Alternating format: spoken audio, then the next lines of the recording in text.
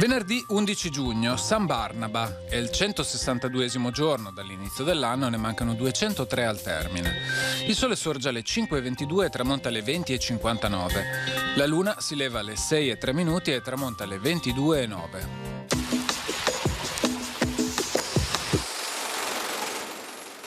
È definitivamente approvata la regolamentazione dei fiumi Piave, Marzenego, Dese, Sile, Zero e Meolo, delegando i rettori di Padova e Treviso di censire i proprietari ai quali far pagare i contributi di miglioria.